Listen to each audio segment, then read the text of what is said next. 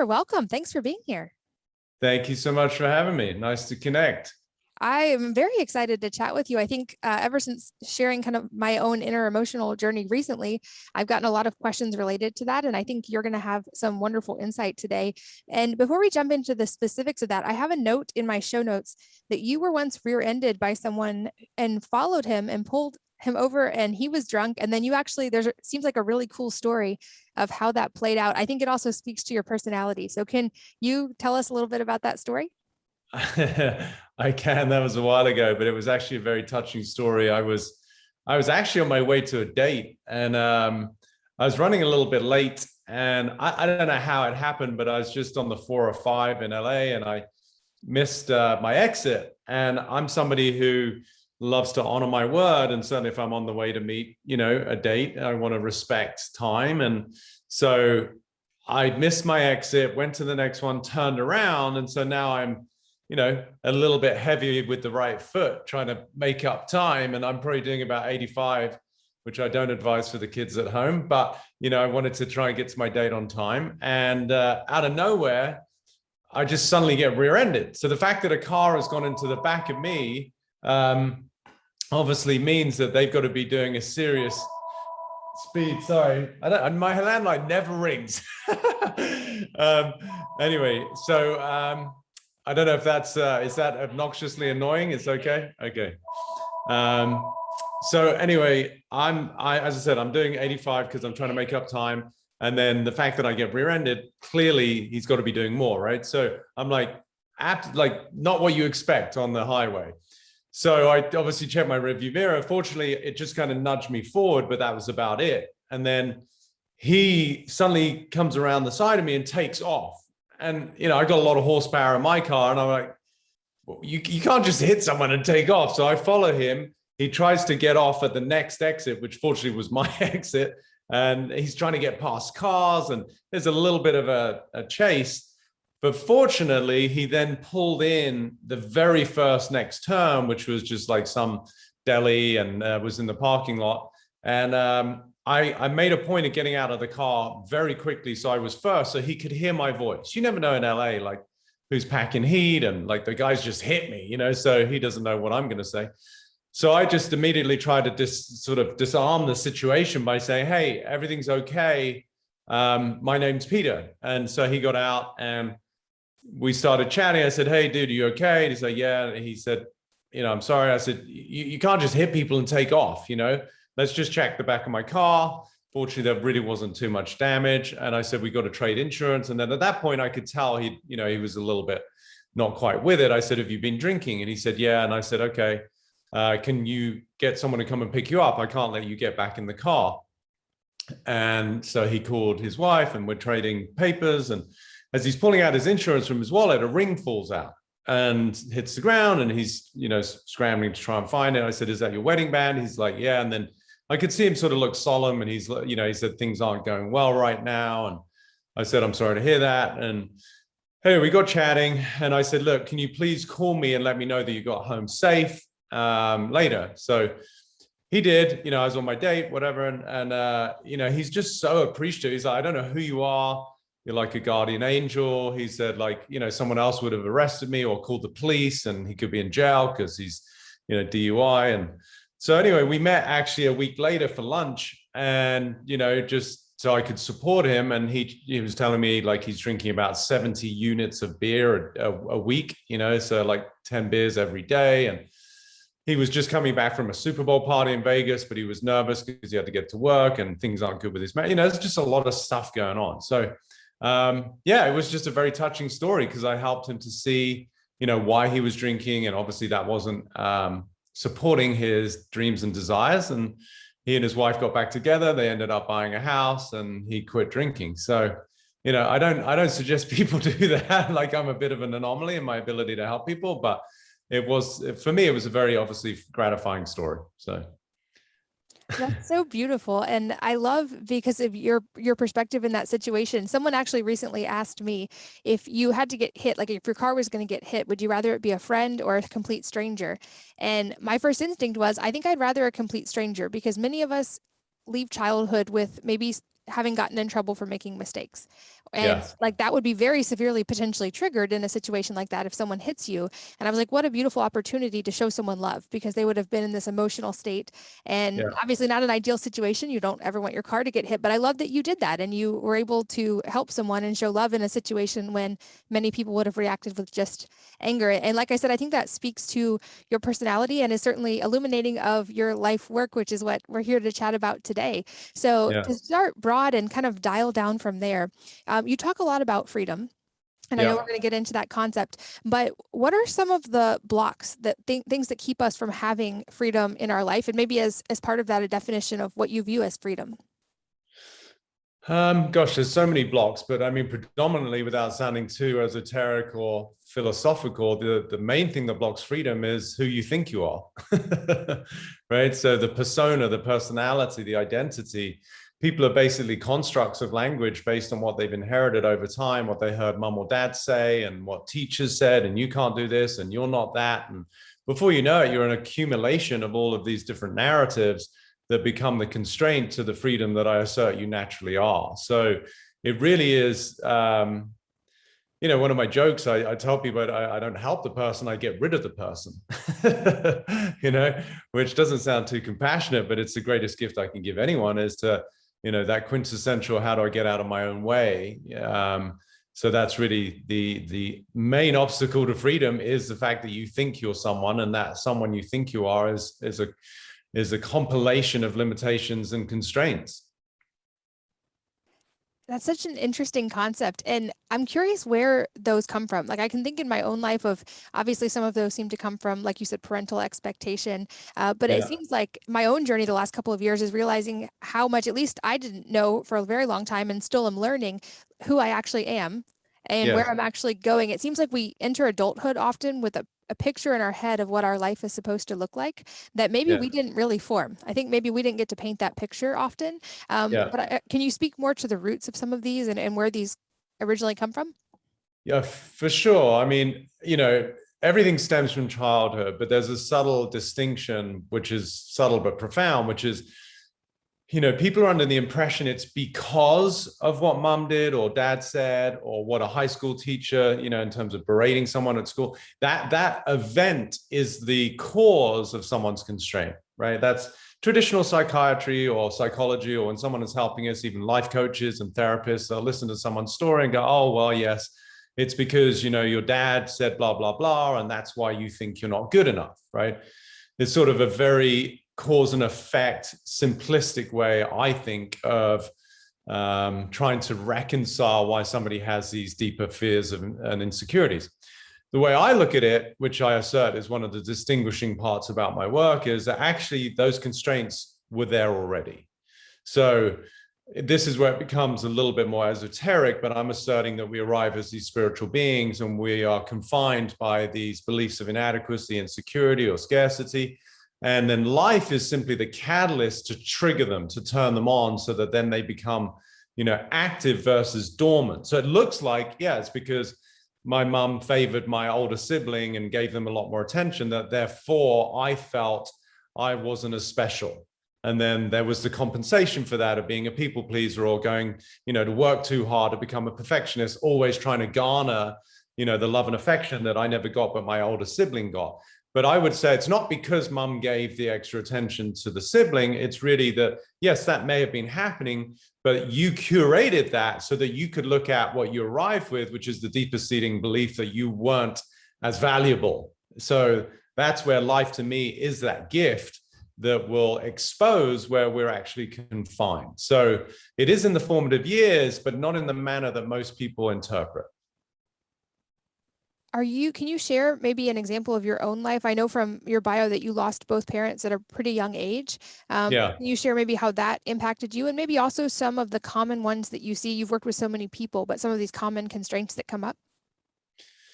Yes. I mean, even the way you phrased the question, right? Like you said that I lost my parents. So that was the constraint to begin with, is that I, overheard, or heard over and over equally, people saying, I'm so sorry for your loss. And, oh no, that's awful to lose your parents so young. And that constant narrative bought into the idea that I lost something. So that was one of my personal obstacles and constraints to reconcile and overcome was the illusion of loss, right? I didn't lose my parents. I wasn't in a shopping mall and couldn't find them. They died, right? And that may sound kind of cold and callous, but it's not. It's like I adored my parents. I love my parents. I miss my parents. And I didn't lose them, because if we subscribe to the conversation that we've lost something, then what does that say about us? Is that now I'm missing something, I'm incomplete, right? So then there's going to be all the compensatory patterns of, well, I've got to do more to overcome the feeling that deep down I'm missing something, right? That's the illusion. So for many years, to answer your question, that was something that really bugged me, like in a way that I didn't even know. It was so ingrained that like the first time I met this girl who I thought I fell in love with, as best as I knew what love was, in your mid-20s, which is, most people don't know what love is in their mid-50s. But anyway, that's a totally different conversation. But anyway, so, as soon as I met this girl that I thought was, quote unquote, potentially the one, not that I ever assigned that kind of audacious title to her, but, it was a special connection. Then, of course, my survival mechanisms of asking, subconsciously for me to do everything I could to make sure she doesn't leave me, AKA I was fearing her loss, meaning going, then that became fulfilled on, but really, it was just my old deep-seated pattern that hadn't yet been reconciled. So once I saw that, I never lost anything. It's impossible to lose anything, right? Like things come and go, certainly in the manifest world. And as it related to my parents, that was clearly their soul's journey, and equally my soul's journey to have to experience that. So that was one of my personal ones. As it relates to common ones, I mean, the most common one that everyone can relate to is the feeling of not being enough, not good enough, not young enough, not thin enough, not rich enough, not pretty enough, not tall enough, like whatever it is, right? That whole realm of not enoughness is, that's a real epidemic, versus whatever the BS that we're fighting right now. So, people are living in that world of like real feeling of inadequacy, and it's debilitating for some people, and it can manifest in different ways. Either we compensate and have the survival mechanism of becoming a people pleaser or a perfectionist is one way to try and overcome it, or people can go right into it, which is where oftentimes they will just be, they will completely debilitate themselves and ruin their lives through drugs and addiction, and maybe end up homeless. Ironically, the same core belief is at the center of both personalities. One is compensating and becoming a perfectionist and looks great on the surface, and one bought right into it and ends up on the streets. But from my perspective, even though to the layperson, they look at someone who's taking care of themselves, they do well at work, they make money, they've got a nice house, they're like, well, clearly they're doing better than the homeless person. That certainly, that's the appearance, but I would say energetically, they're both still being run by this deep-seated feeling of inadequacy. So as it relates to the last part of your question, what is freedom? Freedom is the absence of all of that, where there truly is nothing that you are bound by. You're tapped into your own infinite nature. I think you're right. That's probably an almost universal. Of course, I'm projecting because it was my experience, and I'm happy to be as transparent as is helpful in this podcast. I know I went in the people-pleasing direction and the achievement direction, and had to make perfect grades and be in every club and achieve. And that's how I expressed that. And in many ways, this is something I'm still learning. But when people come to you, it sounds like this is one that you encounter a lot in people. What are some of the steps to begin unpacking that? Because it seems like these would be things potentially rooted deep in the subconscious. It's not like we're consciously understanding those patterns. So how do you help people start to understand it, and what do the steps of that look like? So I think, first of all, like you said, you just got to have a certain degree of self-reflection to be able to look at yourself and be responsible for the fact that, wow, that really is something that drives me. And it may manifest in different ways, right? Someone might be exhausted. That could even lead to physiological imbalances like Hashimoto disease, or their adrenals are shot, but really it's still stemming from this feeling of inadequacy that then you're always trying to compensate for. So people are just absolutely, driving themselves into the ground. So it may not be, like you said, you're not walking around introducing yourself and say, hi, my name's Katie, I'm not good enough. But, it might be, I'm Katie, and, how can I make sure that it looks like I'm really paying attention? And like that may be one of the mechanisms you use. So it looks like you're doing a good job and you're being a good girl, right? Which is like one of the ways that as children, we obviously want to make sure that we don't be perceived as not enough.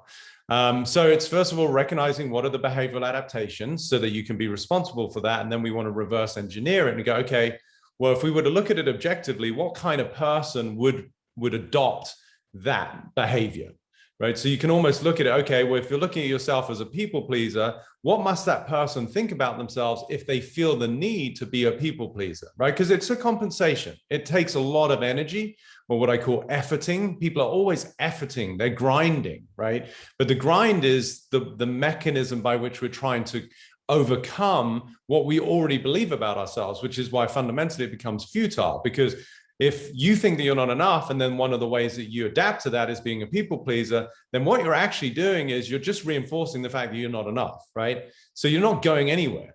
So that's the first thing for people to recognize. And then part of the sort of proprietary method of my work is then I will ask people to investigate the validity of that, right? Once they can start to see what is that subconscious constraint, then we'll bury down, and I'll literally say, like, if I were to cut you open, am I going to find, you know, a label inside of you that says, Katie, she's not good enough? I mean, it becomes preposterous, and people are like, well, no. And I'm like, great. So now you can start to see it's not an actual truth. And if it's not an absolute truth, then yes, it's nice to find the evidence of where did it start? Well, dad said this, mom did that, my sibling did this, an ex-boyfriend said blah, blah, blah, whatever. There's going to be all of the usual suspects that reinforce that view of yourself. But then we can see the fact that it's not an absolute truth. And so then my work is about dissolution. So in the absence of that feeling of not being enough and that belief that you're not enough, how would you feel?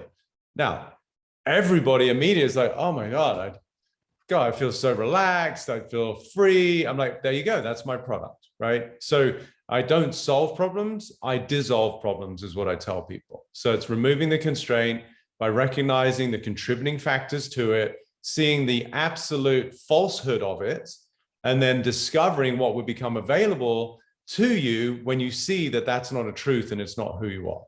It's, you know, the ultimate in liberation. Do you ever find people who kind of maybe want to hold on to that, even though even when they start logically understanding? Because I've always also thought, you know, that idea of having is evidence of wanting, even if it's in a subconscious level. And our subconscious does these things to protect us. It's our subconscious isn't trying to harm us. These are, like you said, you're compensating, but it's for a reason. Do you find people ever run into trouble letting go of that, even once they understand it? 100%. I mean, it just depends. There are multiple factors, you know, so someone's readiness, you know, in terms of like letting go of something, it seems completely nonsensical, but one of the main priorities of the ego, or this idea of ourselves, is to be right, right? So to your point, people are holding on to it, not because they want to, but really they don't know who they would be without it, right? It sort of defines people. The woe is me. And when people say, oh, it's too good to be true, or that never happens to me, like these aren't things they really want. They don't want the guy to not pick them, or they don't want their, you know, colleague to get the promotion and they don't. But it helps them to reinforce their own narrative of inadequacy. And that's where it becomes really insidious and so defeating, is that the ego is actually more committed to being right than being fulfilled, right? This is the madness of my work that I've seen over the decades, is like, wow, you know, people are actually fighting for their limitations. Now, by virtue of my work and how precise I can be when I work with people, there may be a little bit of resistance at the beginning, but, you know, they're committing to work with me. They usually are pretty ready to get over it. They're exhausted. Their life doesn't work. They're unfulfilled. They've got sickness. Their relationships don't work. You know, there's the myriad of things that leave them feeling completely unsatisfied that has led them to work with me or seek my courses or whatever. And so that's where people are ready to let go. The other thing that becomes tricky is age, you know, because the older somebody becomes, the more ingrained those neural networks are. Right. So the more defined someone's character is. If you look at a child, and as a mother of 6, you obviously look at children every day, but, you know, they can get themselves into all sorts of incredible positions on the floor, right, while they're playing, you know, whatever they're doing. Like, they're just like so nimble. They're so flexible. And to me, that is sort of a direct correlation of the fact that mentally and emotionally, they're very available, which is, of course, why kids are very gullible, which is, equally why I think what's going on in the world right now is pretty abhorrent in the way that children are being treated. The whole masks, and now they're trying to inject them with toxins and blah, blah, blah. But when you get to the point of seeing somebody who's a lot older, then what happens physiologically, you start to see the rigidity kick in, right? Like, especially when you get to the 60s, 70s, 80s, you start to see the poor posture, which is really an adaptive sitting position, right? So they got tight hamstrings and tight flexors and tight chest, where everything starts to be, concaved forward. And equally, psychologically, they tend to be pretty stubborn, so we can start to see, wow, that's interesting. There's a real correlation between mind and body in terms of like somebody's freedom and flexibility. So that's the other component I have to consider and factor in, is like when I'm working with someone who's in their 20s and 30s, there's going to be a certain degree of more mobility in the way that they can start to become a different person. When I'm sitting down with an executive or a multi-billionaire who's in his late 60s, there's going to probably be a little bit more resistance, because they know what they know and they've proved it over years. Even if what they know is completely deleterious to their life, it's still what they want to fight for. So those are the predominant factors. Yeah. And it does seem, you're right. I think those things can become part of our identity. Speaking from experience, I used to have Hashimoto's and don't now, but when I did, it was part of my identity, and I spoke about it a lot, and I kind of integrated that as a part of me.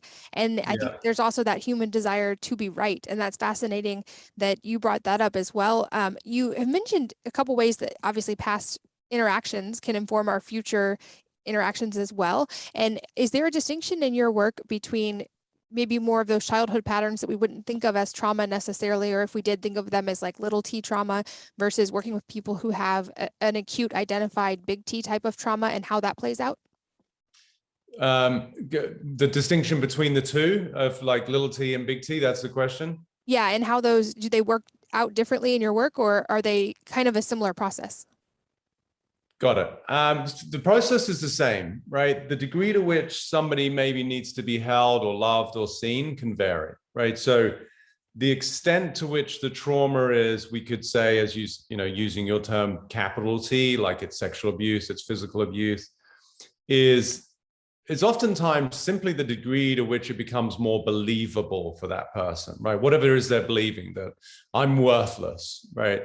Now, somebody with a small t may still have the distinction, I'm worthless, but it was more that in their neighborhood, maybe they were one of the poorer families. So they weren't being hit, they weren't being sexually abused, but their kids got all the fancy toys and the nice bikes. And, this particular person dealing with a feeling of worthlessness got the hand-me-down bike, from an older brother or something. So the mechanism is the same. The degree to which the belief is ingrained is different.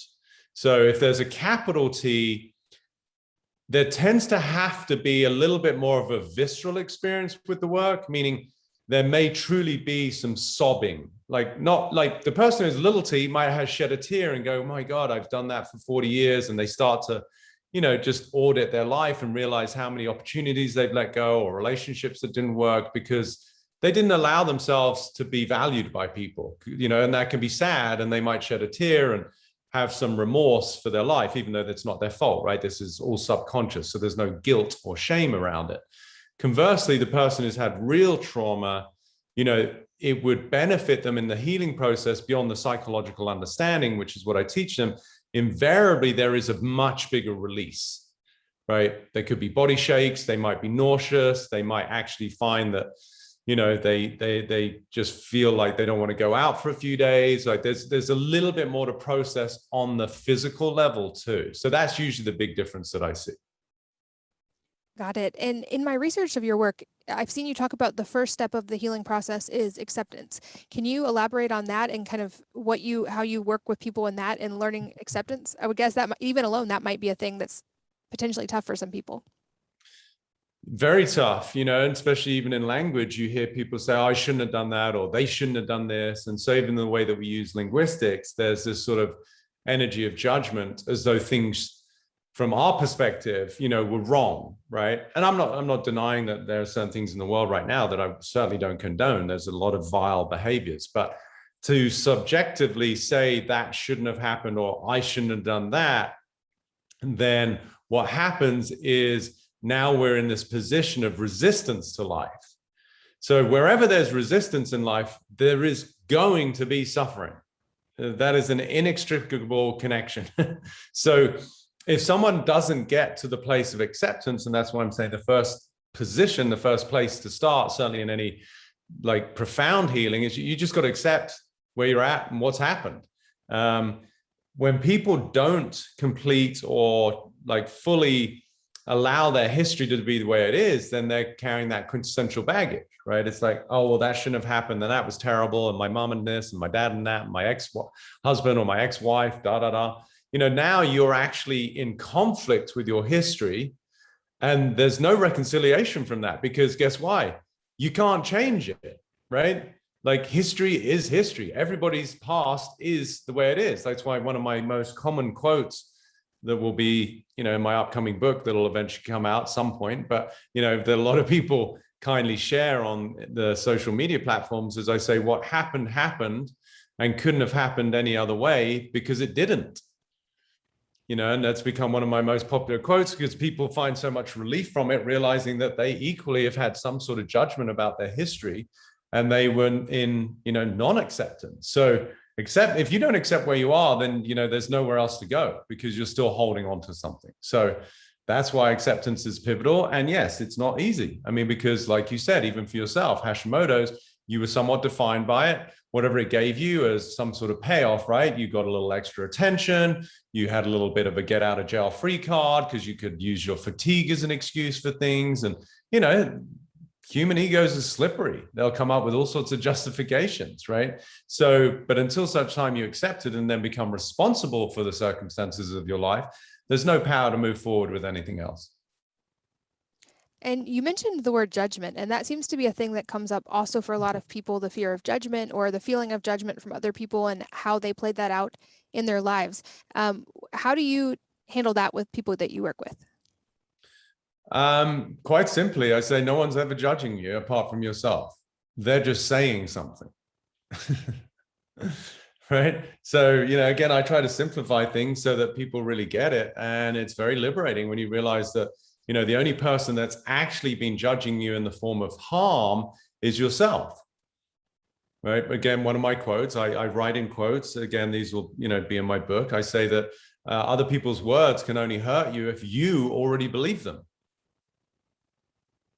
So it's not that I enjoy judgment. It's not that I want people to say Peter Crone this and that in some sort of, malicious or hostile way. It's, it's obviously much nicer to hear people say nice things and have beautiful, loving energy, which I try to promote for people to be kind and respectful. But even if someone were to say something derogatory, it's not that I wouldn't look at it and take some ownership. Maybe I did do something that offended someone, in which case I can be responsible and apologize, but I'm not going to take it on like that's who I am. There's no self-judgment. I'm human and I embrace my humanity. I'm doing the best I can. I'm not perfect and I'm okay with that. I love that reframe. And I've also read you talk a lot about uncertainty. And for me, with big T trauma and a feeling of helplessness, one of the things I reacted to strongly for a long time was uncertainty. And I had built all these elaborate systems to not have to feel helpless and not have to feel uncertainty. And I love that you talk about how to find freedom in uncertainty. So can you go a little deeper on that and explain what you mean by that? Yeah, I mean, even in what you just shared, which obviously isn't much, and I don't know the details of why you felt the need to try and control that, but I can guess, right? So I would say that lives in the world of where there's this absence of security, right? A deep feeling. So then if we were to take you back and, walk down memory lane and look at your childhood, my guess is that you were in an environment where, I don't know the details and you can share or not, doesn't really matter, but you probably felt as a kid that you weren't very safe, right? Somebody raises a voice, dad comes home late, he's drunk, you don't know what's going to happen. Maybe you got hit out of nowhere, or there was this sort of mercurial environment for a child, right? So then what usually happens is the child feels the absence of security, and then they're now in this constant state of fight or flight, which would lead to something like Hashimoto's, because now you're exhausted, you're constantly on surveillance. It's a very vigilant mindset, which over time becomes very deleterious to your own physiology, because you're actually constantly working to try and overcome the deep-seated fear that you're not going to be okay. And that ultimately will wear out your tissues, right? Depending on how resilient you are. Someone's built like an ox, they'll be able to go longer. Someone who's more fragile body, they're going to have diseases at a much younger age. So that's what I hear, at least in your story, is that you probably grew up in an environment, and you can confirm it or not. I'm not going to be offended if I'm not right, but you would have had some sort of environment that fundamentally as a child left you at times, maybe not all the time, but periodically feeling scared. And so then you've done everything you can as an adult to now try to mitigate that, which of course makes sense, but it's just exhausting, right? Now cut to Hashimoto's. So as a kid, that's an appropriate response, right? You're scared, you're powerless as a child. But as an adult, to keep looking through the same lens, which is what obviously I'm undoing, that becomes a futile way to live life, because you're basically a 30, 40, 50-year-old, but you're still looking through the lens of a scared 5-year-old. And that's why people get sick and their relationships don't work and yada, yada, yada. So with regards to uncertainty, so that's your personal programming, but as it relates to uncertainty, one of my favorite teachings and pillars of my work is to recognize that we're all clueless. Like, the future is unknown and none of us know what's going to happen. Now that's absolute, right? That's not going to change in a week. And we're like, hey, guess what? There's this like news that just hit the world that all of a sudden we can all figure out what's going to happen. No, that is perpetual, right? If you and I have a chat in a week, we won't know what's going to happen tomorrow. If we have a chat in an hour, in a year, we won't know what's going to happen tomorrow. If we have a chat in 20 years, we won't, right? That's just a part of life. So once you start to really just understand that and then see the futility of the fact that as an ego mind, we're always trying to work out what's happening, then you realize why you're so freaking tired. It's like, no, but I told you, you don't know what's going to happen. Yeah, okay, but I'm going to spend hours, like when I'm trying to go to sleep at night, trying to figure out what's going to happen. Right, but I just told you you can't. Yeah, I know, but I'm still... right? You start to see the absolute nonsensical nature of this and why people need to drink so much. But anyway, so I teach uncertainty. And when you become absolutely like intimate with that part of life, meaning you fully embrace it and understand it, then that is where you become free. I love that concept. And you're exactly right. There were definitely instances I can think back to my childhood when I felt unsafe. And then I can think of an acute sexual assault in high school that I felt profoundly unsafe. There you and I think go. that was, very like easy to tie that in. I also love that even in my questions, you've like pulled up certain parts of the language and like really honed in on how I said them, like with loss for your parents. And I think this is a really important key. And I'd love to hear more from you on this. I've realized this kind of just personally over the last couple of years is we seem very intimately connected to the way we talk to ourselves and the questions we ask ourselves and the language that we use. And I think often we're not even aware of that. It's like how I said about losing your parents, it's a pattern and it's informed by sympathy or whatever it may be. But talk about how to be more mindful of language and how that has an impact in this realm of our own understanding. Yeah, it's a beautiful question. And again, it's probably one of the most important parts of my work, which is understanding the power of language, right? Like I said at the beginning, who are we? We're just a compilation of these, narratives that we've developed over time. What are narratives? They're language, i.e. words. So who people are is walking around as basically a conversation. But for most people, the conversation that they're walking around is very disempowering. It's incredibly limiting. So I'm literally at some level, deprogramming people's constraints and giving them the opportunity to create new language. So that is fundamentally part of my work. And we see it even now. Like, again, I don't want to harp on about what's going on, but it's obviously impacting everyone on the planet. You see terms that are thrown around that are sadly intentionally created to push false narratives, like an anti-vaxxer, right? Like, there's no such thing. Like, that is something that somebody's created, the media with their false narratives to create divisiveness, right? Like, I'm not an anti-vaxxer as much as I'm like anti-McDonald's or anti-Coca-Cola, but I don't consume either, I'm pro-health, right? So you see the importance of language and how it does define us and the choices we make, how we think, how we feel, and then the actions that we take. So I'm glad that you could recognize, what I would assert one of my superpowers is listening, right? So hearing the way that you spoke, and it is automated. It becomes a script, right? There's this just knowingness from the ego that, well, that's just the way it is. So people are oblivious to the fact that they keep perpetuating the very limitations that they purport to want to be overcoming, not realizing that their language keeps sustaining it. So to the latter part of your question, yeah, you have to start to pay attention to what's coming out of your mouth. And most people don't. They're sort of like just, walking around on autopilot. It's stimulus and response, stimulus and response, stimulus and response. Somebody says something, and then boom, they just come out with their sort of scripted reaction without like really investigating, is that actually how I feel now? And that's where you can start to truly dismantle the constraints of your own personality when you start to pay attention to what the drivel is that's coming out of your mouth. And wait, why do I say that about myself? Or why do I say that about my mother-in-law? Like, is that really true that she's a son of a whatever? And it's like, when I say that, then it creates a relationship to her because of that's the way I see her.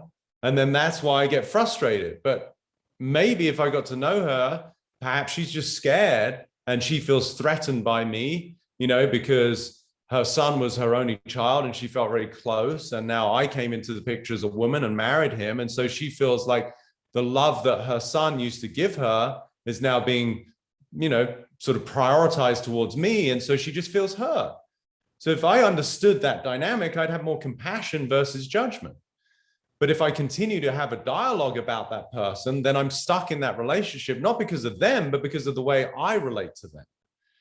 So this is where I undo so many traumatic experiences that people have by virtue of just the way they sustain them in the stories they tell. And that alone seems to be a huge key, being able to shift to a state of compassion and understanding toward people and realizing, like you said earlier, no one's judging you but you. But we assume often that they are. And it also seems like a lot of these things we're talking about live in the subconscious largely until we become aware of them. I know in talk therapy, that's something that's often discussed is you're dealing more with the conscious and there's limitations there. And that's why some people don't find very much success in just talk therapy, because it's that part that we're aware of versus the part that's driving the part that we're aware of. But I'm curious how you work through the kind of the constraints of the subconscious and help people get to that awareness. No, it's beautiful that you're aware of that. And yes, I've had people who've been in therapy for 2 decades and spent hundreds of thousands of dollars, and they come for one session. They're like, wow, like I got more out of this like hour and a half than I did for like, hundreds of hours, because we went deep down into what's driving the quote unquote superficial problems. Like humans are under the impression that they have their issues and their problems, but to me, they're symptoms of deeper constructs, right? So the way I work is, again, just through my listening, I'm able to hear where people are basically lying to themselves. Doesn't make them bad people, but they're saying whatever they're saying. Like even your question asking me about the loss of my parents, it's not a bad question, and it's certainly not like in any way, you're not being derogatory or hostile. It's just like a simple question. But I could help you then all of a sudden see it's an inaccurate way to phrase it, right? So I have that capacity when someone comes to me with their anxiety, their depression, their relationship issue, their sickness, their whatever it is that they're dealing with, then I can reverse engineer that and take it back to what's actually going on, because I've delineated what, and my assertion are these 10 fundamental prisons that we live in the subconscious. So my brain now, because I devised the whole formulaic system of sort of somewhat, awakening beyond these constraints, I can immediately hear in the way someone speaks or whatever their problem is, which one, or usually 2 or 3 of those primary subconscious constraints is actually driving their life. And that's where I'll take it backwards, help them see, wow, that started when I was 3, 5, 8, and then got reinforced. Like you said, sexual assault at college, like was just built on top of what you were already feeling. So now you've just reinforced that feeling of the absence of security, and then you have the compensation for it. So then I take it back to, okay, let's correlate the events of your life in your childhood, and let's see that you actually sort of triggered that narrative of constraint that is now the foundation for what you're dealing with today as an adult. And then we undo that foundation, as I said earlier, by recognizing that it's not a truth. Can you speak more to those 10 like prisons of the subconscious? Is that what you called them? I know these are part of your systems, but can you explain more? Maybe just give a few examples of what those are. I could, but I'm not going to, because that's my book, and I've already given you a couple, right? Like, so not feeling worthy, not feeling safe, so it's the same mechanism for all of them. They're just different constraints that we have. So, that's going to be part of a really comprehensive course that I'm going to do for people so that they can go through at their own pace. It's also overwhelming if somebody were to look at all of them. It's enough for somebody to understand, wow, I've really lived in this world of not feeling like I'm enough, right? The lack of worthiness. I guarantee you, not one of your listeners is not going to be able to, relate to that at some level. They may have transcended it. Maybe they've matured. They've developed a sense of self-confidence over time. They've done the work. But for most people, if they're not in it, they can certainly remember when they were. Like even for me, it's like, I've done so much of this. I've developed the systems. I've been doing my work for, 2+ decades. And I can still remember where the compensation of trying to impress someone, a girlfriend or a group that I was speaking to, was being driven by the feeling of not being enough, right? So that's what I'm saying. To me, they're primal. Everyone's got them. It's just like you accurately said, talk therapy, traditional therapy, life coaches, spiritual teachers. They're really just sort of fluffing around on the top with whatever someone thinks of, their problem is, like anxiety. It's like, okay, well then maybe you should meditate or do grounding. I mean, I'm not saying that either of those things aren't good for you, but that's a sort of no different than allopathic medicine, which is why it's sick care. They don't want people to be well. They just want you to keep taking drugs, right? So it's sort of a quick fix. It doesn't actually get to the root cause of whether it's physiological or psychological that, is creating somebody's suffering. So I'll make sure there are links as well to your courses and to your works. People can find you, and of course your book when it comes out. I've also seen you talk about the power of imagination, and I'd love for you to elaborate on how that comes into play.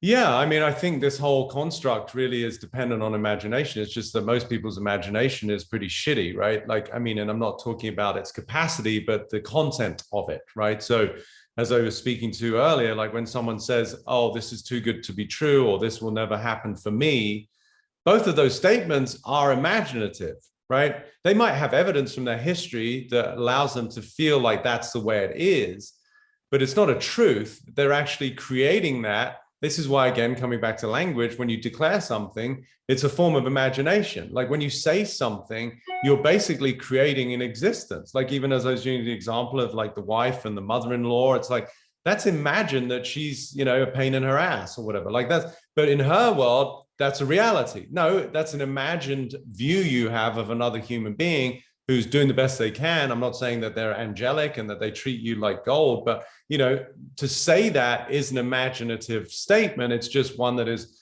unfortunately going to create a lot of hostility and suffering between those two people. So imagination really is sort of a birthright. Look at kids, right? Like you're again, obviously you've got all your teachers in your house there, where they have the most expansive imagination. Right. It's like going to the moon as maybe some sort of really grandiose view of their future, or it's just being a train driver. It's like, which to a parent might seem like, a little bit disappointing, but it's still imagined, right? It's like you're 3, it's like you can barely get on a train, let alone drive it, right? So, but that's the beauty of, I feel, the human spirit is that we're naturally curious. And then going back again, tying all these points together, noticing or recognizing that life is uncertain, that is the rich tapestry upon which we get to use our imagination to create something. So until such time you realize that you are using your imagination to create a life, but unfortunately for most people, the life they're creating is a reaction to something they don't want. So now they're confined by their history. When you start to really recognize that your history is your history, it's done, you reconcile it, let it go, and now start to step into a new construct, to realize the future is a blank canvas, and then be responsible for the way that you use your imagination to create something. Now, to a lot of people, that may seem audacious if one said, I'm going to be a millionaire by the end of 2022. Someone said that. They may have no clue how they're going to do that. And a lot of their friends might say, you're an idiot for even saying that. And they might start to really doubt themselves. But that is an imaginative statement that is as real as somebody being worried that they're going to be redundant by the end of 2022, right? They're both imagined. Why? Because it's freaking middle of September 2021. I don't know what the hell is going to happen tomorrow, right? But you can use your language in a way that is empowering or disempowering. And that's still imagination. It's just most people are using their words and hence their imagination in a way that is sadly disempowering and just reinforces what their ego wants to be right about. I love that you brought up having my best teachers in my house. I've always thought of them that way. And Yeah. the vast majority of the people listening are parents. And as you have been saying all of this, I think probably a lot of us are realizing patterns in our own lives as adults and probably having a lot of light bulb moments. And it's been building in me to ask you this whole time, for all of us who are parents and who recognize patterns that came from our parents, likely out of love, they didn't do these things on purpose. How Right. can we be mindful of our language and our patterns and our interactions with our children as parents? Because like you said, they come out of the box with amazing imagination and creativity and Yeah. openness. How can we help them preserve that and maybe not fall into some of these same patterns? It's a beautiful question, and I can hear, your commitment as a beautiful, loving mom, and I love that because I think we need more of that, especially again in this day and age where kids seem to be a target for, the darker forces out there. So there's a couple of things. One, I always use this expression, and it's not mine. I got it from a yoga teacher friend of mine who was about to be a dad. And so in anticipation of his wife giving birth, he asked a few of his friends, like, I'm going to be a new dad. Like, what's your advice? And he shared this in a yoga class that I was attending. And he said that his buddy, who was a father of two, said to him, just remember that your kids will rarely succeed at listening to you, but they will always succeed in becoming you. And it was, for me, given the way that my mind works and the lens through which I listen, it really just reinforced the fact that we, for the most part, especially as children, we learn by mimicking. And beyond mimicking behavior, we mimic energy. So if a parent is distressed, in a place of suffering, depression, denial, living in a pretense, pretending that the marriage is great when it's not, or, whatever energy the parent is carrying, that child may not consciously understand the behavioral adaptations, but they will adopt the energy as though that's normal, right? So you look at a lot of the people who sadly are in prison, they aren't bad people. They just didn't ever get taught love, kindness, compassion. They were raised by a single parent who was a meth addict. Their, dad was in prison.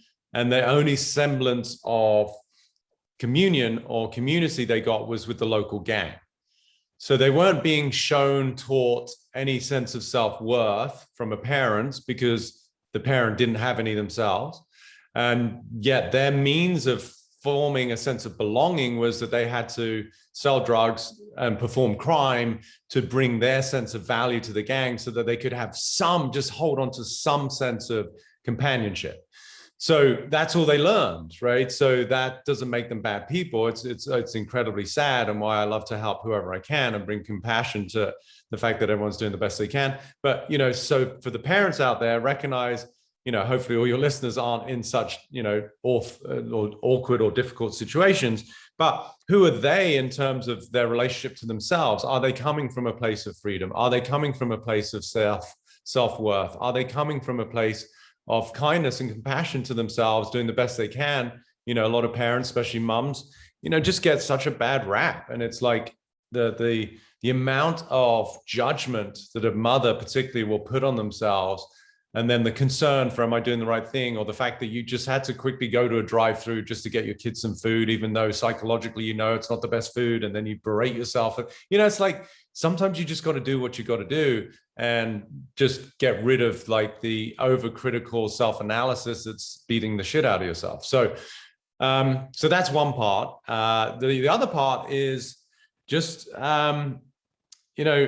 maintain as much as possible the joy of possibility, right? Like really encourage kids to think out loud in a way that they're not thwarted, because so often what happens is a kid will say something that does seem outlandish. It does seem, a little bit unrealistic, and a parent will just shoot it down straight away. And so and it may not even be practical, right? I'm not denying the fact that kids don't say stuff that is just, preposterous, but don't shut down them, because then they start to lose the energy of possibility. Maybe start to inquire as to how would they do that? Like, that's amazing. I love that idea. Like, how do you think you could do that? Like, how could you become that person in the future? So you actually fuel their curiosity while simultaneously inviting them to start to become responsible, right? So versus just saying, no, you can't do that, that's not possible, which is really like just a complete affront to the energy of imagination, like be with them, join them, listen, go, wow, that sounds cool. Like, did you hear that from someone? Like, do you know how you could do that? And maybe play the game with them of like, start to invent, how could we actually make that happen? So really it's point one, as a human, an adult and a parent, do the work, recognize where you're stuck and you keep sort of passing on the legacy of inadequacy or insecurity to your children, and stop doing that. And then number two, as much as you can, engage the children in the joy of, imagination itself, whilst obviously teaching them the importance of being responsible for the life you're creating. It's one thing to have imagination and desires. It's another thing to actually be in action about it, right? A lot of people want things, but you don't get what you want by just wanting it. You got to get off your ass and do something, right? So that would be what I say, as two primary points for parents out there. I love both of those. And I think just as parents do things out of love for their children, in most cases, of course, there are, I'm sure, exceptions of horrible things that happen, and mothers are doing the best they can, like you pointed out. I think similarly, as our psyche does what it does to protect us. Like, our psyche is not sitting there trying to make us unhappy. So even when these patterns present, it's not that, it's actually there for a reason. And I think often, like, we get kind of confused and stuck on the idea of happiness maybe. And I've wanted to circle back to this in that book. Can you kind of talk about the nature of true happiness and how that ties in? Sure. I mean, it's a big topic, and happiness is thrown around there with, TED Talks and books and all sorts of stuff, and people think they want to be happy. Again, I look at happiness as, it's transitory, right? Like, I would look something deeper, like, which is real contentment or joy. Something's a little more profound. Happiness to me is much more subjective. Like, you're happy because somebody said something nice about your outfit, or you won something that's important to you in terms of sports and you feel happy. But there's this very slippery slope where people become so caught up in the world of dualism, where it's like, well, if there's happiness, then just by virtue of the fact that we live in a dualistic construct, there has to be sadness. So if you're going to pursue happiness, then you also have to recognize sadness comes with that, right? You can't have night without like day, right? And you can't have inhale without exhale. So for me, real happiness is, can you transcend both as just simply part of the human experience? I remember years and years ago, Yoga Journal asked me to write an article about the pursuit for eternal happiness. And I'd actually have to find it. It's been a while since I've seen it. But I was saying how the whole thing is redundant and mute and actually impossible, because if you did find, quote unquote, eternal happiness, then at what point do you no longer know that you're happy, because you haven't had any kind of reflection through its counterpart, right? Does that make sense? It's like, if you're in a state for so long and there's no perspective, there's no point of relativity, then you sort of become numb to the experience itself. So I think happiness is fun. It's a great part of being human. But I would invite people to make just as much space for sadness. Like, I always talk about making room for all your emotions. That's a real happy human being. That's a joyous, is like, yeah, like it hurts. And it's almost like I enjoy the grief of missing a loved one because I love them so much. Like, but it's beautiful. Like, that grief is an extension of love, right? So I don't want to deny my capacity to also have what we might think of as more unfavorable emotions, but they are nonetheless there. It's just that when people try to resist them and they only want, I only want the good emotions. I'm like, all right, well, let me know how that works out. So when I've done talks, like, someone comes up to me and they say, like, oh yeah, I'm like really believing that anything's possible. And I'm like, yeah, that's beautiful. You could get cancer next week. And they're like, wait, what? I'm like, well, you just said anything's possible. Yeah, but that's not what I meant. Oh, right. So what you meant is that only good things are possible. I'm like, okay, yeah, good luck with that life. That's another great example of the power of language and the meaning of words. I love when you call those things out. And I want to also make sure I respect your time, although this has been lovely and I would love to have you back on at some point. Another question I love to ask toward the end of interviews is if there's a book or a number of books that have had a profound impact on your life, and if so, what they are and why. I mean, so many books. I think that's really been my form of education, are all these traditional Eastern philosophy books, really steeped in true spirituality, like, gurus that were not gurus, like that they have a show on NBC and, they can help you put together like a really fancy bed plant or like, house plants or something guru, like, really the spiritual gurus who transcended suffering. So the one book that comes to mind, it's funny now that you're asking, because I mentioned it once on a podcast, one of my first ones. And then all of a sudden, everyone was writing in like, "Oh my God, like this book is so heavy and difficult." I'm like, "Yeah, that's because I previously only recommended it to 3 people because it's a tome, it's a tough read." But I'm going to answer your question authentically, which is it's a book called "I Am That" by Srinivasa Gadata, and my version is so dog-eared, like it literally has, just in my own scribbles, probably another book or 2 in it, just by virtue of how much I've written inside it, with my own revelations and insights as I was reading it. So I'd say that's sort of at the top of the pile. There's a multitude of other books, but that's the one that really stands out. I love it. That's a new recommendation on this podcast. I'm going to order it right now. And Okay. this has Not for been, the faint of heart. I love it. Most of my education is also from books. I'm excited to delve in.